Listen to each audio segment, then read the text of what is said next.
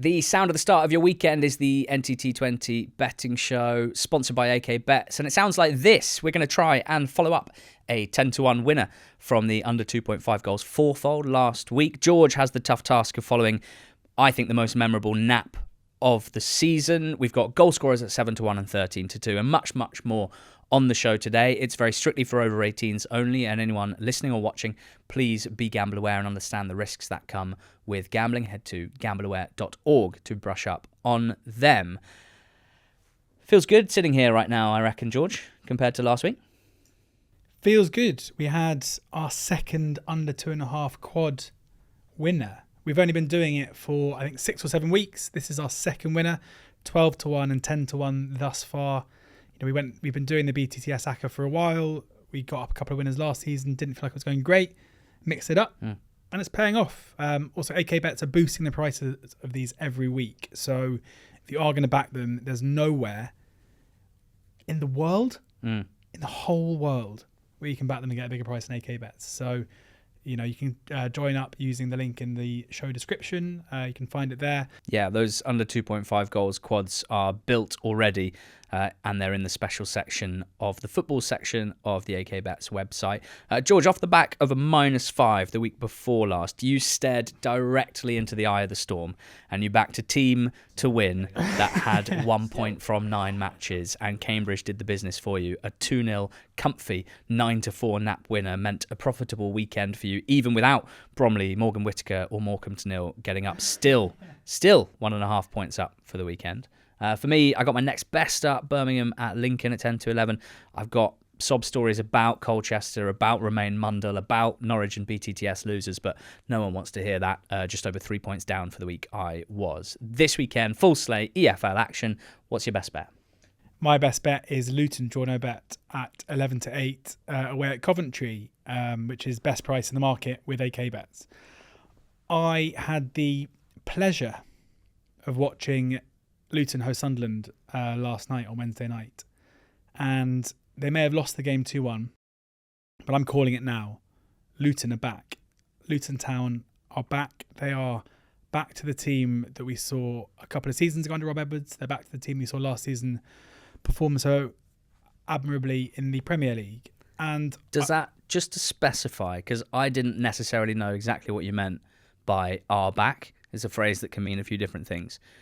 On a qualitative and results-based level, are you now confident they are back to being, let's say, a top 6 level team in the Championship? Or is that a step too far? It's a step too far. I mean, what I would say, what's quite funny is I tweeted that they were back. And then at full time, I got loads of Sunderland fans being like, do you see the score?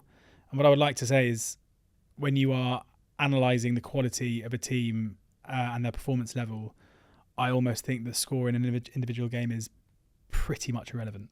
I mean, I think for Sunderland, the fact that Luton had improved so much and yet Sunderland was still able to beat them means it's an even better result than it would have looked like before the game started. And they did incredibly well to do so. 2 teams can play well in the same football match. I mean, I'm not convinced that Sunderland did play particularly well, but they got the result. And that's, you know, like massive fair play to them. They had to weather a huge storm in the first half. I mean, there were... Our Luton fans listening will be screaming about the officiating listening, and that's understandable because Carlton Morris scored a very legal goal just before half-time that wasn't given for offside, where he was, I think, he's been kept on by at least 2 players. But, you know, they didn't take their chances, and 2 moments of real quality from Mundell and from Rigg meant that Sunderland won the game. But in my mind, having beaten Watford 3-0, having lost to Sunderland but put in such a much better performance, I'm happy to completely re-rate where I think Luton are at the moment in terms of their performance levels. To the extent that I looked during the game last night and I started backing Luton for this game at 0-0 in the Sunderland game, and it was, I think, they were 19-10 to win the game. And off the back of the bare result and nothing else, they were knocked out, and they're now kind of 2-1, 11-5 to win the game. And that is so, in my mind, so wrong, where all evidence last night suggests to me that the chance of Luton winning this game on Saturday, is way, way higher than it was before the match. But because they lost the game, it's been knocked out, and I think that's wrong. They were so much better out of possession in terms of just not letting Sunderland get out whatsoever. I know Sunderland fans feel like they didn't play well enough in the first half and they should have played higher, but I just think Luton's press was so effective and so good that they just couldn't get any time on the ball and get their defensive line to play further up the pitch in order to create chances. There are still issues defensively. Dan Neil missed a good chance in the first couple of minutes last night, and obviously they conceded 2 relatively decent chances to Riggan and Mundle, albeit they're very clinical in terms of taking their rare chances forward. And they're playing against a Coventry team who came up against a Preston North End side, who I think under Paul Heckingbottom are playing a pretty similar style of football to what we're seeing from Luton, in terms of they've got a big attacking force. They are aggressive out of possession, to the extent that even though they were ahead early in the game and they won the game 2-0, they still had more possession in the game than Coventry, which is a bit of a surprise. And they just squeezed Coventry high and were able to create consistent chances. So I think Luton already have the blueprint to win this game from what we saw Preston do to them last time out. Since we spoke on Football Corner a couple of weeks ago on the Monday pod about Coventry, there's no doubt in my mind that they've got worse. Like, there were reasons in the underlying numbers to be a bit more positive, but I think Coventry, in the defeat against Preston, in the 1-1 draw against QPR, have not impressed at all against 2 sides who'll probably be struggling at the bottom end of the league this season. And they come here off the back of back-to-back away games, which in a 3-game week also is not ideal.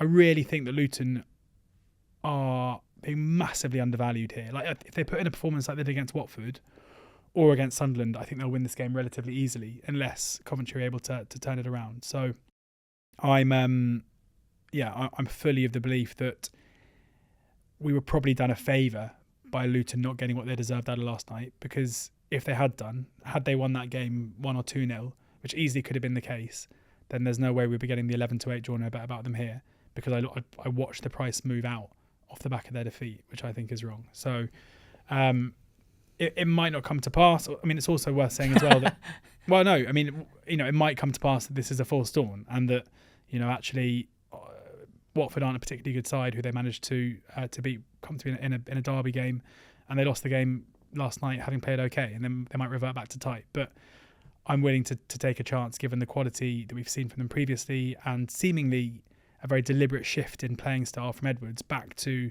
a blueprint that's seen success in the past, that we'll see them pick up points now. Come out swinging. You have? Thanks. Feel good?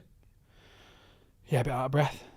Okay. Yeah, my nap is Gillingham draw no bet at 5-4, 2.25 with AK bets. This is inspired by you. Thank you. By George Elek, and by his Cambridge nap winner last weekend, and particularly the way in which you spoke about Cambridge United and losing streaks and how football and variance works. And Gillingham right now is spelt with 5 L's. 5 defeats in a row in the league. Their season has been completely mad. I mean, they started with 19 points from 8 games.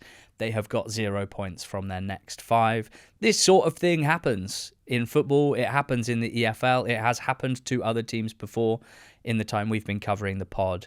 And it's even madder when you look at the stats from both runs. So they are taking 5 more shots per game in the bad run than they did in the good run. 9.1 shots per game in the first 8, 14 shots per game, but they are hitting the target much less. And of course, in this bad run, they've been behind, chasing games a lot more than in the first 8 games when they were generally ahead and defending leads. So that is a factor there, but still interesting. They are facing 4 shots fewer per game in the bad run than they faced in the good run. They've gone from scoring, in terms of conversion rate, 16.5% of their shots to scoring 2.8% of their shots. They've gone from conceding, during the good run, 1.8% of their shots faced, less than 1 in 20, to 18% of the shots faced, just about more than 1 in 5. They've gone from scoring every 2.5 shots on target to scoring every 6.5 shots on target. They've gone from conceding 7.7% of their shots on target, less than 1 in 12 on target, to conceding 39% of their shots on target, more than 1 in 3.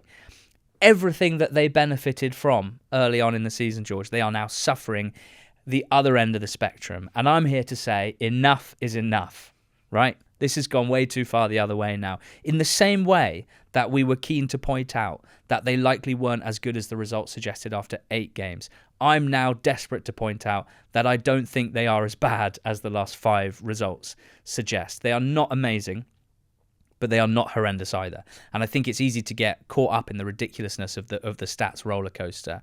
But if you look at the last 5 games that they've lost, at 0-0 in each of them, they don't start games looking horrendous or second best or clearly being dominated by their opposition. In all but one of those games, they've had more shots than the opposition before the opening goal was scored. In 3 of those 5 games, they've conceded with the opposition's first or second shot taken. That's the sort of stuff that isn't likely to continue. They're up against a Swindon team who are in a pretty bad spot, and I think their home games at the moment are almost more of a problem than away games because the atmosphere is so low at Swindon at the moment. The fans don't like the manager, Mark Kennedy. He's been linked with Burton this week. Fans tweeting, "I'll drive him there myself." That's not a very healthy relationship. Fans don't like the ownership very much. The regime, the direction of travel. One prominent Swindon fan referred to it as the managed decline of Swindon Town this week. Their home attendances are 16% lower than last season's average. I think it's a good opponent for Gillingham to play, even as a low-confidence team. Swindon have won 1 in 6 at home this season. They've lost 4. The one win was a 4-0 win against Newport. Otherwise, they've scored 2 goals in 5 home games with 1 point accrued. And I just keep coming back to this, George. As much as I enjoyed the research and all the stats and how crazy it is, do I expect Gillingham to be second best here against Swindon in terms of how the game plays out, the balance of play, chances, etc.?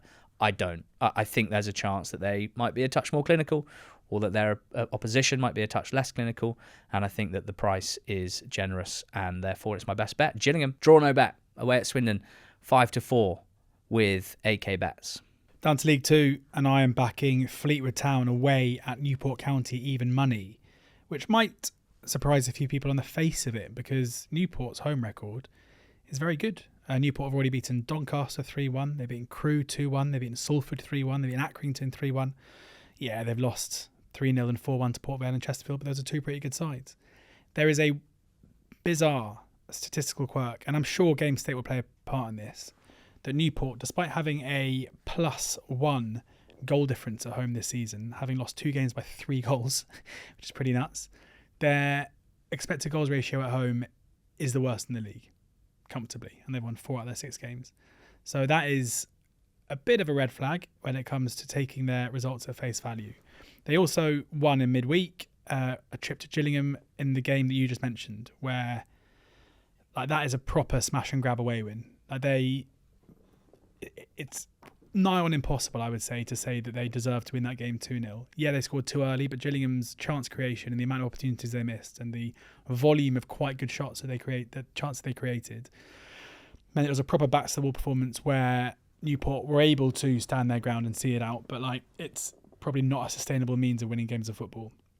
On the flip side to that, Fleetwood, on the other hand, were beaten 1-0 by Crewe in a game, again, where I think if you look at it, Fleetwood will feel pretty aggrieved at having lost it. Fleetwood are a side that I am pretty bullish, are a really good League 2 side. I've been really impressed with them this season. We've seen them pick up some really impressive wins on the road over the course of the campaign, including that ridiculous 6-2 away win at Walsall. But when you look at the teams they played down towards the bottom end of the table as well, they saw off Cheltenham pretty easily 2-0, and they've already beaten Carlisle 3-2 away from home as well.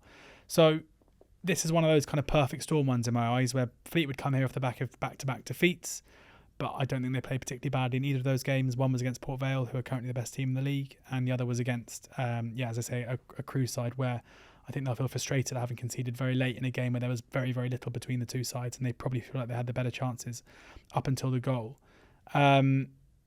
Against a Newport side whose home form might look good but isn't actually particularly good, the performances are pretty bad. They've already been well beaten by 2 of the better teams in the league who quality-wise are on a par, I would say, or similar to Fleetwood. So I think if Fleetwood turn up and put in a performance level that we've seen for the most part of the season under Charlie Adam, they should win this game. And 50% chance doesn't tally with my perception of one team who is just much the better than the other. So my next best is Stockport to beat Lincoln away from home at 9-5, 2.8 with AK bets.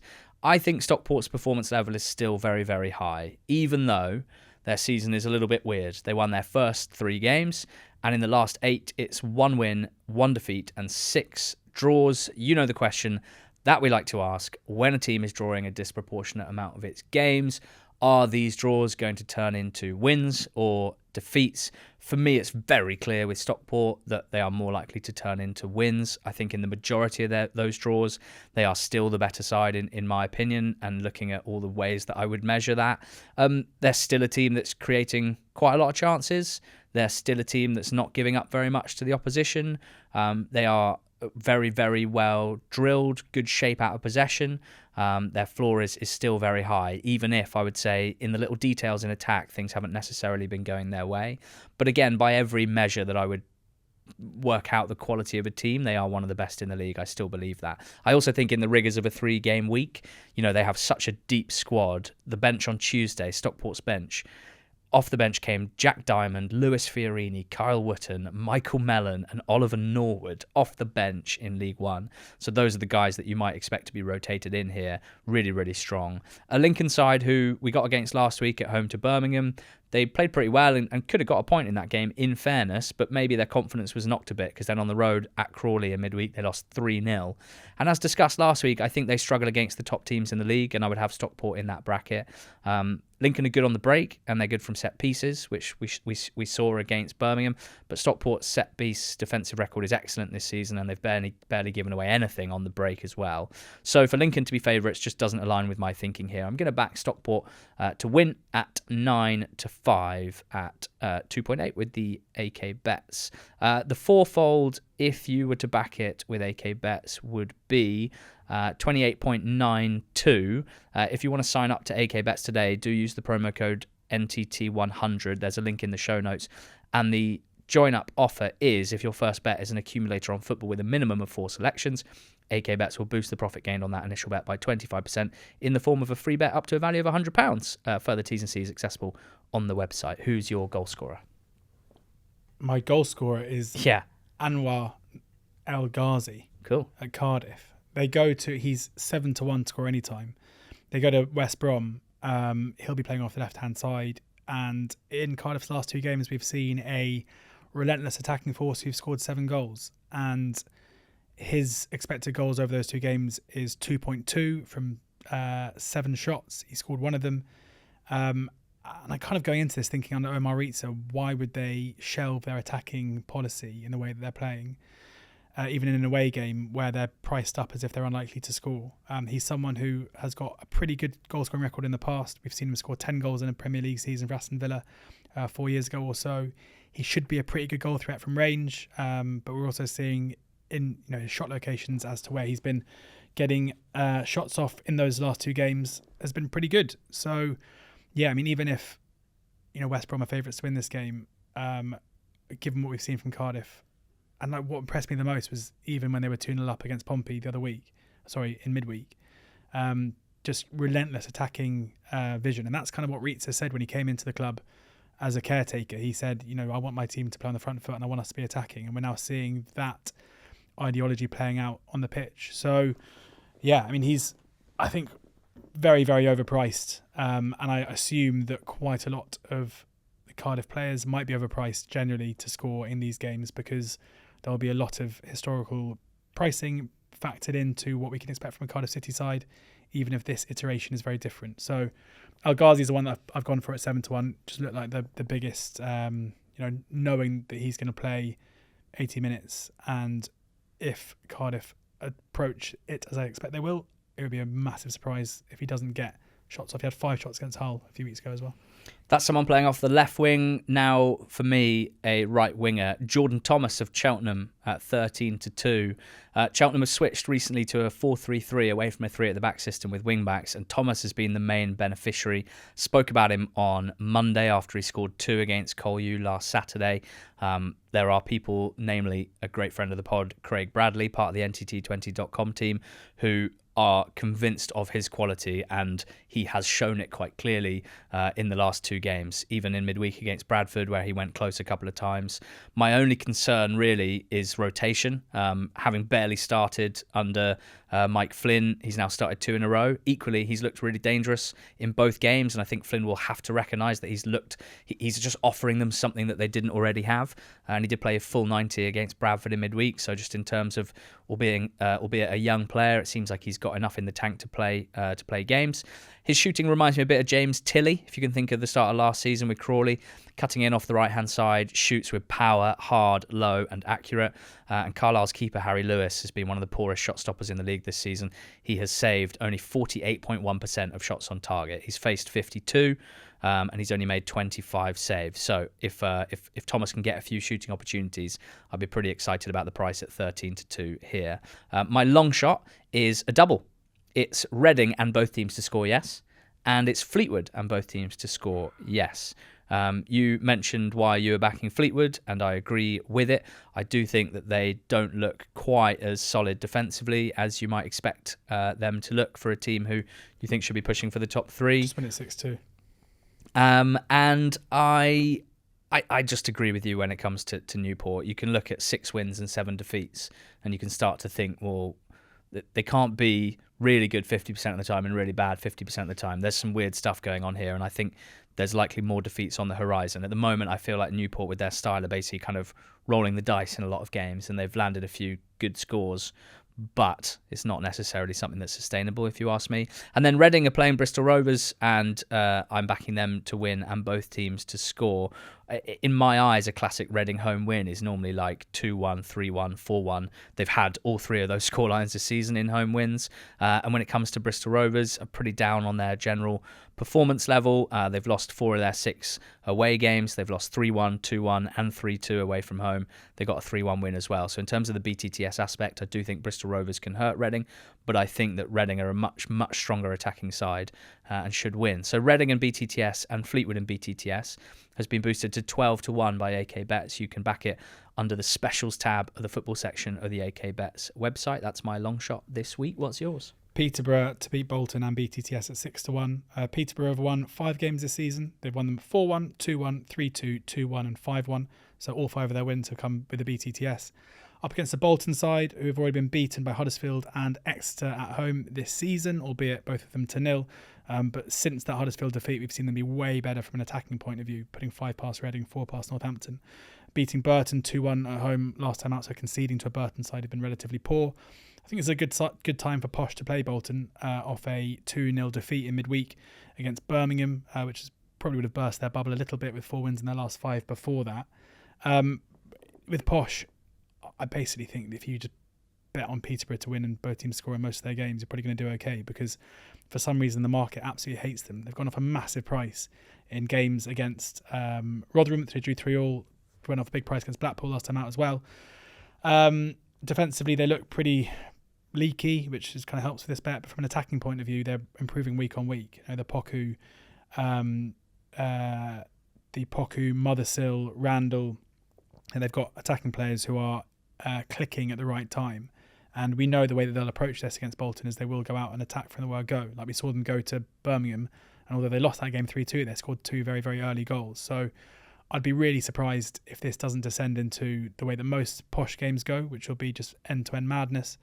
So 6-1 about a Posh win seems a huge price to me, given the way their games kind of descend into chaos, and it's going to be a case of who puts their chances away, I would have thought, rather than who's the better side on the day. Yeah, and the unders fourfold this week is available at 9-1 on the special section of the AK Bets website. That's top price around. Looking to go back to back. My 2 are one in League One, Cambridge against Burton. Back to basics. That's how Cambridge's approach and their subsequent turnaround in fortunes has been described to me. Back to basics. Early on in the season, how many times on the Monday pod did we talk about Cambridge shooting themselves in the foot, giving the ball away, playing around at the back?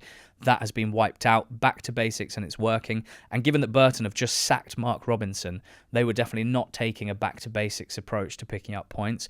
But it seems obvious to me that stopping conceding 2 goals or more in every game has to be the priority right now in the short term in order to get the same sort of bounce that Cambridge are getting. So I expect that will be the priority for Burton here. I think under 2.5 goals is a goer. And in Carlisle against Cheltenham as well in League 2, we're obviously backing Jordan Thomas Thomas at a good price at 13-2 to score for Cheltenham. But this is partly Carlisle's attacking players. In fact, almost every player in any position right now does not seem particularly appropriate for the style of play.